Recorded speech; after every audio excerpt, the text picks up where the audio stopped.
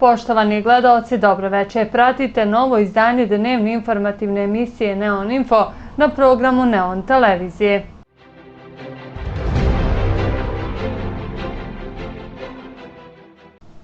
U okviru obilježavanja datuma i događaja značajnih za obilježavanje na području naše općine, općina Kalesija organizuje tradicionalni pohod na Karovine 27. augusta u četvrtak, bitka na Karovinama i prisjećanje na ove teške dane iz bliske prošlosti. Obilježavanje bitke na Karovinama je prilika da se prisjetimo svih naših najmilijih koji su dali svoj doprinos u odbrani i očuvanju domovine Bosne i Hercegovine. Prema protokolu, 17 sati je polaganje cvijeća i historijski čas na spomen obilježju na Karovinama.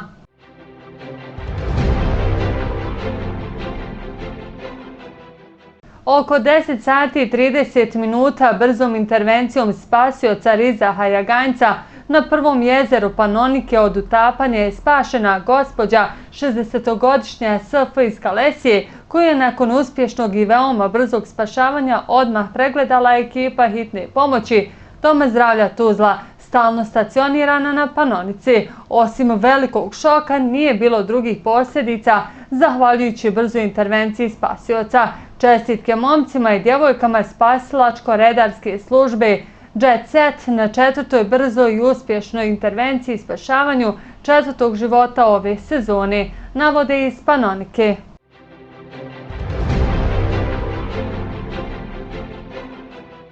Adi Mujaković, 18-godišnjak iz Gornje Tuzle, ljubav prema konjima gaji još od ranog djetinjstva.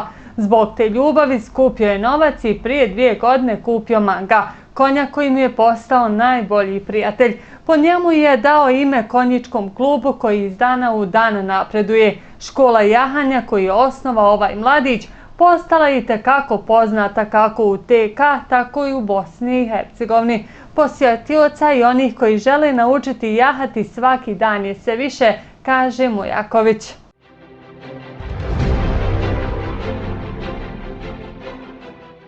Kada je otišao u Italiju na ekskurziju, nakon 2 noći Adi je počeo sanjati konje. Nazvao je oca da pita kako su njegovi drugari i jesu li jeli. Znao je da su svi osim Manga navikli na brigu drugih ljudi. U razgovoru je saznao da Mango odbija hranu i da je primjetno da mu on nedostaje, pa je zamolio oca da upali kameru i odnese do njega. Zvao ga je i zazviždao onako kako je to uvijek radio. Kada ga je čuo, njegov četvoronožni prijatelj je krenuo i udario u željeznu ogradu. Plakao je Adi, a suze su, kaže, krenule iz Mangovih očiju.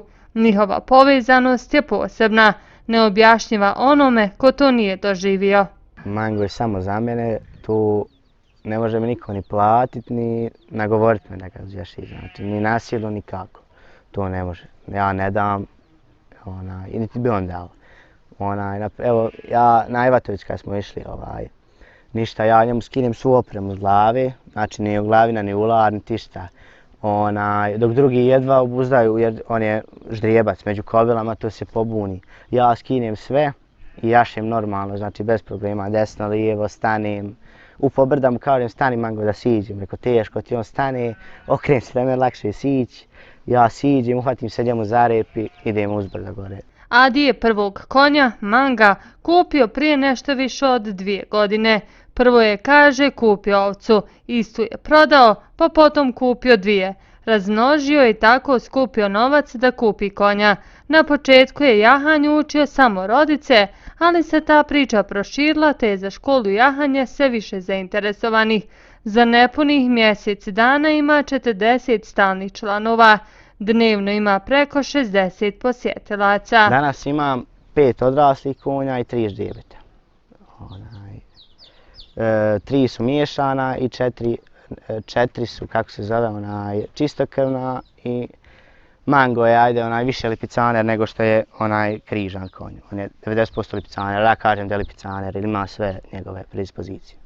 Pa kad sam osmislio da hoću školu jahanja time da se bavim, onda smo roditelji i ja kupili ova zadnja 2 konja sa 2 ždrebadi, 2 kobile, Šaru i Medenu.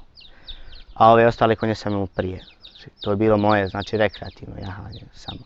A ovo je živnulo, ja nisam očekivao ovako. Ja sam mislio 2-3 časa dnevno i a ne mogu stići danas sve završiti. Znači imate toliko? Jest. Mijenjam konje nekad, ako idu 2 u trening, onda 2 ostavim, odmaraju, 2 sata pa mijenjam tako. Konstantno, da se ne bi umorili nešto, a ja kad jedim, neku noć sam baš u pola 12 navečer dočekao. Najmlađi član mi je 3,5 godine. Još ne zna ni pričat, a već jaši sam, znači. Ide sa nama gore u koloni, skroz na terensko jahanje. Bez da mu iko povede konja, znači sam pokrene konja, sam upravlja konjem, sve sam. Koliko mu je trebalo da se to savlada? 2 časa. Adi ima planove za proširenje. Cilj mu je nabaviti još životinja i napraviti zoovrt domaćih životinja sa kojima bi djeca uživala u cjelodnevnom boravku.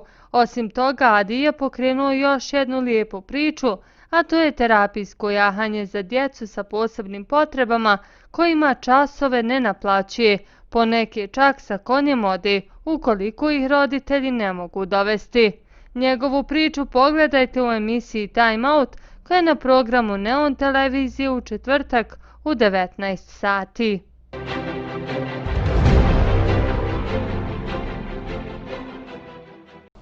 Kaznom od 1000 do 2000 konvertibilnih maraka bit će kažnjen vozač ukoliko se na putu u naselju kreće brzinom koja je za više od 50 km/h veća od dozvoljene. Predviđeno je to pred nacrtom zakona o izmjenama i dopunama zakona o osnovama bezbjednosti saobraćaja na putevima u Bosni i Hercegovini. Od 1000 do 2000 konvertibilnih maraka budu li predviđene izmjene usvojene, bit će kažnjeni vlasnik, odnosno nosilac prava raspolaganja vozilom koji dozvoli da njegovim automobilom upravlja lice koji na to nema pravo, na primjer nema vozačku dozvolu. Ista kazna predviđena je i za onoga kojeg nađu za volanom prije sticanja prava na vožnju. I to nije sve. Ko u naselju bude vozio više od 50 km/h iznad dozvoljene brzine kako je planirano, uz novčanu kaznu dobit će i zabranu vožnje od 6 do 9 mjeseci, kao i 2 kaznena boda.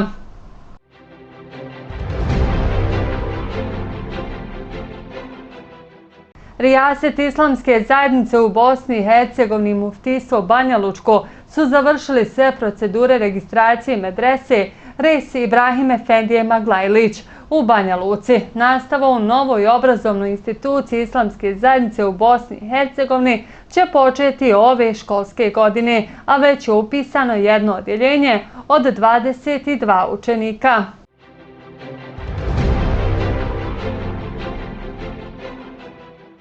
Prije 28 godina u noći sa 25. na 26. august granate ispaljene sa položaja Vojske Republike Srpske izazvale su požar koji je progutao Sarajevsku vijećnicu, jedan od najznačajnijih arhitektonskih, kulturnih i civilizacijskih spomenika Evrope. Snimak jednog od najljepših i najreprezentativnijih objekata iz austrougarskog perioda u Sarajevu u plamenu ljudi koji pod granatama pokušavaju spasiti knjige koje su bile u njoj, obišao je cijeli svijet i ostao zabilježen u historiji kao jedan od najvećih zločina.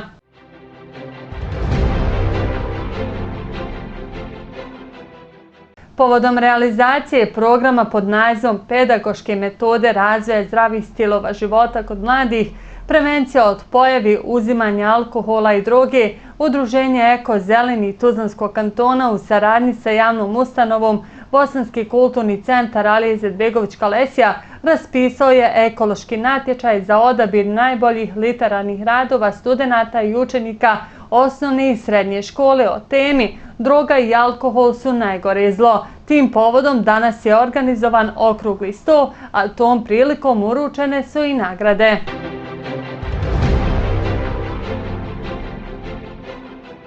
Pedagoške metode razvoja zdravih stilova života kod mladih, prevencija od pojave uzimanja alkohola i droge naziv je projekta kojeg realizuje Ekološki savez Eko Zeleni Tuzlanskog kantona.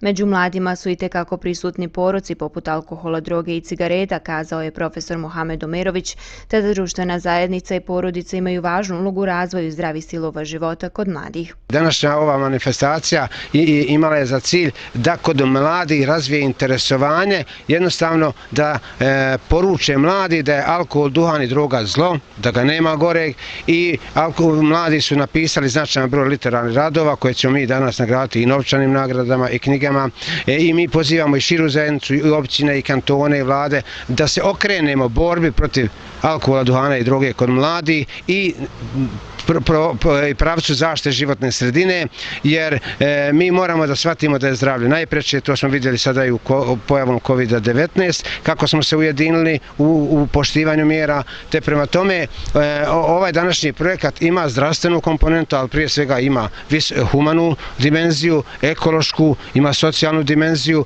a prije svega ima i pedagošku dimenziju.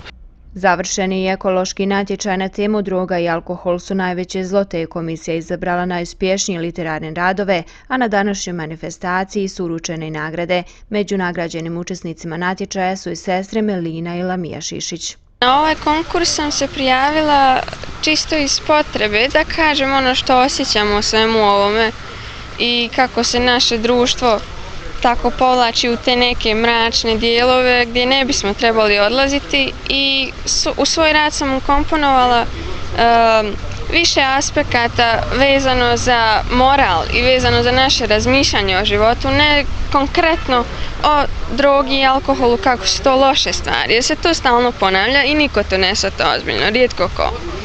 Tako da prisutnost u sopstvenom životu mislim da je nešto najbitnije za sve nas. Prijavila sam se na ovaj konkurs kako bi pokazala jednostavno tako i da mladi shvate jednostavno da to ne dovodi ni do čeg dobrog, da neće im nikako pomoći i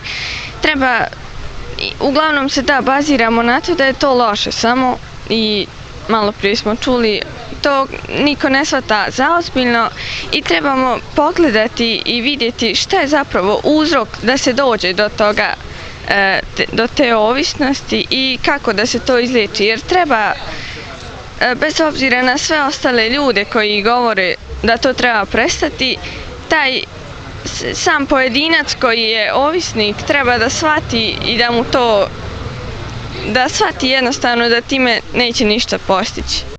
Postoje 4 kategorije alkoholičara. Alfa, beta, gama i delta.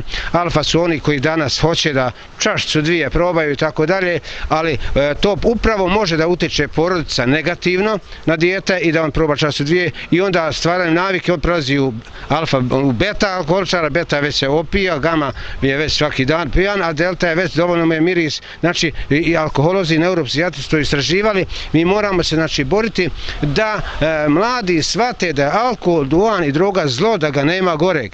Ekološki savez Eko-zeleni Tuzlanskog kantona ovaj projekat nastavit će realizovati u drugim općinama i gradovima u narednim mjesecima. Projekat su podržali Federalno ministarstvo obrazovanja i nauke, općina Kalesija te Bosanski kulturni centar Ali Izetbegović Kalesija.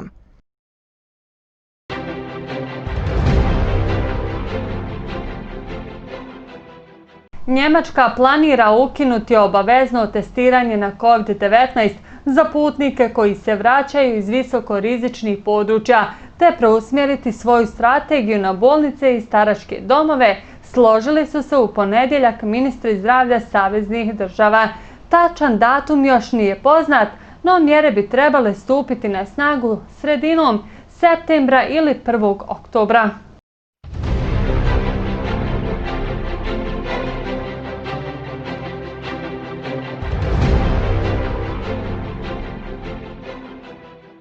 Sutra sunčano uz malu oblačnost. Prije podne magla je moguća po kotlinama centralne i istočne Bosne. Vjetar slab u Bosni, istočni i sjeveroistočni, a u Hercegovini umjerena bura. Jutarnja temperatura od 12 do 18, na jugu do 22, a dnevna od 27 do 33 stepena.